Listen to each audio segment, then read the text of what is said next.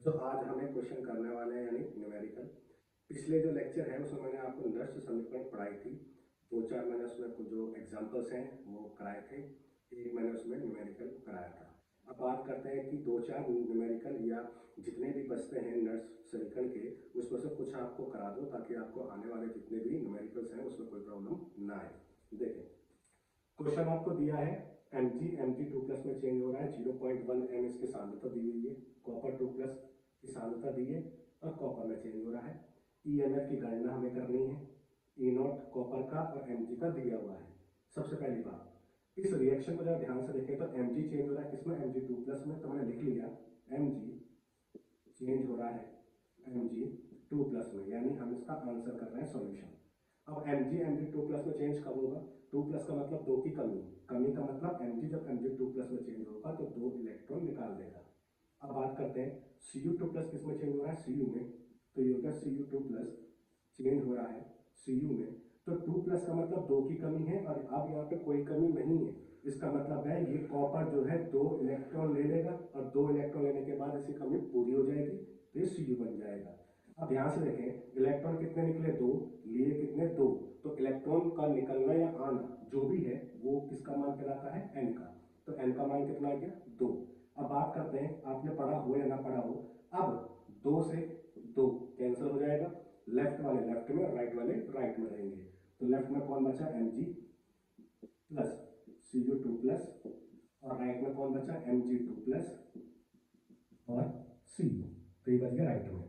अब जिन पे कोई चार्ज नहीं होता है उन्हें हम छोड़ देते हैं, इसे भी छोड़ दिया, इसे भी छोड़ दिया। अब बचा ये और ये। राइट हैंड वाले को हम क्या बोलते हैं, उत्पाद, और लेफ्ट हैंड वाले को हम क्या बोलते हैं, अभिकारक। तो इसका मतलब है उत्पाद में हम लेंगे Mg2+ और अभिकारक में हम क्या लेंगे, Cu2+। अब नर्स समीकरण क्या होती है, E cell is equal to E0 cell minus 0.0591 upon n log उत्पाद बटे अभिकारक, ये होती है हमारे पास नर्स समीकरण। अब जो जो वैल्यू हमें पता है वो हम इसमें रख देंगे। ई सेल का मतलब EMF, ये हमें निकालना है, तो हमने ऐसे ध्यान दिया, is equal to E0 cell. इस पूरे क्वेश्चन में E0 सेल नहीं दिया है, बस यहाँ और यहाँ है। अब ध्यान से देखें, ये E0 है, ये E0 है, दोनों के मान हमें दिए हुए हैं, तो E0 का मान निकालते कैसे है फाइनल, तो भी देख लो। E0 cell is equal to होता है E0 cathode minus E0 anode, यानी इन दोनों में से कोई ना कोई कैथोड है और इन दोनों में से कोई ना कोई एनोड है। तो शॉर्ट हैंड ट्रिक यहाँ पे ये है कि यहां मेंशन कर देता हूं, ट्रिक ये है कि जिसकी वैल्यू भी ज्यादा होगी यानी हायर वैल्यू, तो मैंने लिख दिया अधिक मान, जिसका भी अधिक मान होगा E0 का, ठीक है, वो कौन होगा, वो कैथोड होगा। बस इतना ही ध्यान रखना है आपको। ये ध्यान होने के बाद आई थिंक आपको न्यूमेरिकल में कोई प्रॉब्लम नहीं आएगी। जब भी आपको E0 के मान दिए हो या E का मान दिया हो, तो जिसकी वैल्यू ज्यादा होगी वो कौन होता है, कैथोड होता है, इस चीज को ध्यान रखना। अब देखें, कॉपर का मान कितना दिया है, 0.34, यानी ये प्लस में है, और Mg का मान कितना दिया, -2.37, इसका मतलब ज्यादा वैल्यू कौन सी है, ये है, इसका मतलब है कौन हुआ, कैथोड। तो कॉपर इसमें कैथोड का काम कर रहा है, इसका मतलब है इसकी वैल्यू है 0.34। अब माइनस कर देंगे किससे, एनोड से, तो एनोड ही होगा। अगर ये कैथोड है तो ये एनोड हुआ, और इसका मान कितना है, -2.37, ये वोल्ट में हो गया, तो ये हो गया 0.34 माइनस माइनस प्लस 2.37, और बाकी वोल्ट तो है। तो इसको जब हम जोड़ेंगे तो 0.34 में ऐड कर देंगे 2.37 को, ये कितना आ जाएगा, 2.7, तो आ जाएगा 2.71 वोल्ट आ जाएगा। तो इस चीज का हमेशा ध्यान रखें कि जब भी आपको कैथोड के बारे में पता करना हो, तो जिसकी भी वैल्यू ज्यादा होगी वो कैथोड होगा, तो दूसरा वाला एनोड होगा।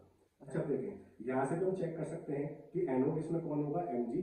Mg क्यों होगा, क्योंकि Mg का ऑक्सीकरण हुआ है, इलेक्ट्रॉन निकले हैं, और कॉपर ने इलेक्ट्रॉन लिए हैं, इसका मतलब कॉपर का अपचयन हुआ है। इसका मतलब जिसका अपचयन होता है वो कैथोड होता है, जिसका ऑक्सीकरण होता है वो एनोड होता है।